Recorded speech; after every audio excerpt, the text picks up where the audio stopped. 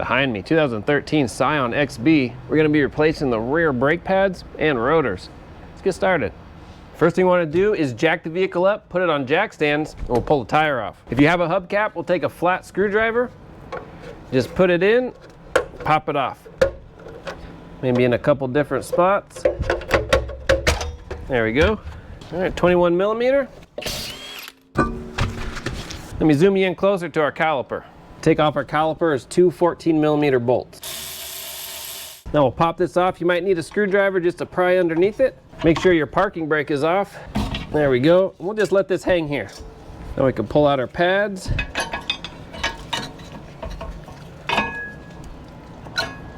We'll keep in mind which pad had the wear indicator. So when we install our new pads, we'll put the wear indicator in the same spot. While the bracket's still on, we can pop off our hardware. There we go. Then we'll just take a flat screwdriver and just scrape off any crusties where that hardware goes. Just getting the heavy stuff. Once we have the bracket off, we can use a wire brush and just clean it up a little better. Also, what I like to do while the bracket's still on is lube our slide pins. We'll just pop those out, clean them off real good, and then we'll apply new caliper grease. Just get it on there. And then when we put it in, I like to just twist it as it goes in. Perfect. We'll do the other one.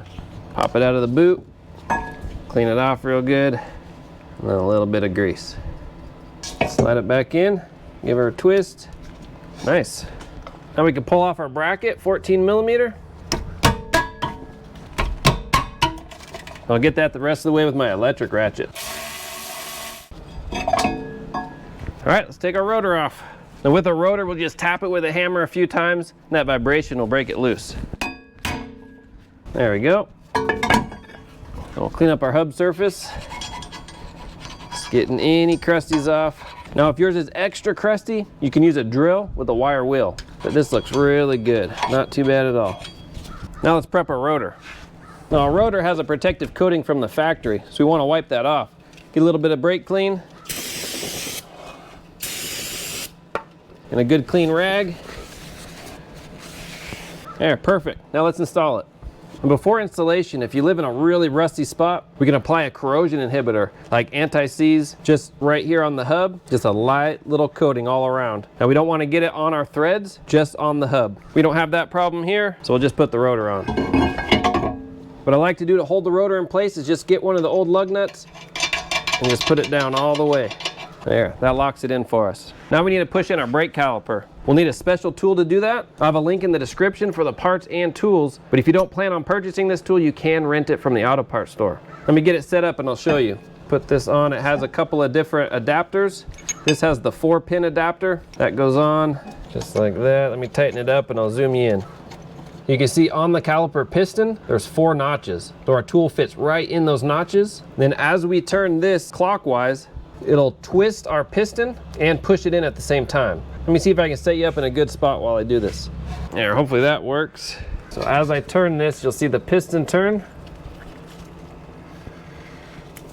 Should turn pretty freely. Oh, that tool popped out. There we go. And then we'll back this off. And we'll straighten out our little boot best we can. Twist this, there we go. Just to straighten out that boot a little better. So if it does get twisted as you're pushing it clockwise, then we just take this and turn it a little bit counterclockwise and it'll straighten this boot out. Now let's put our bracket on. Now for our bracket, we want to install our new hardware. It should only go on one way, just like that. Push it in, push it in.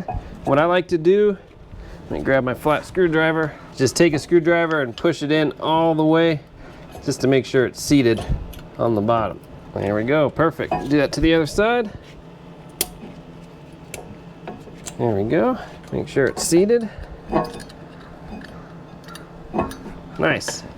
Then we can put our bracket on. Snug those down. These are torqued to 42 foot-pounds. We can put our pads on. Remember where the wear indicator went. You have to go kind of at an angle. There we go. And same with this one, kind of at an angle, and it slides in. Perfect. Put our caliper over. Put on these bolts. Now if your caliper doesn't slide over, you'll have to push that piston in a little farther. Snug those down.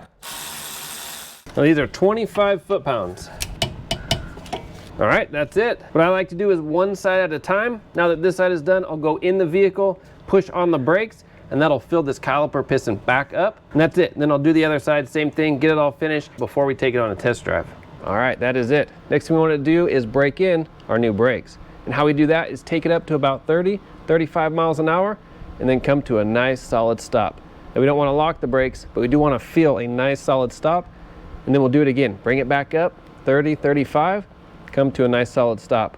We'll do that about 4 or 5 times, and then our brakes are broken in. You're good to go. I have a link in the description for all the parts and tools used for this repair. And if you need to do the front brakes, click on this video and we'll replace those together. Thanks for watching.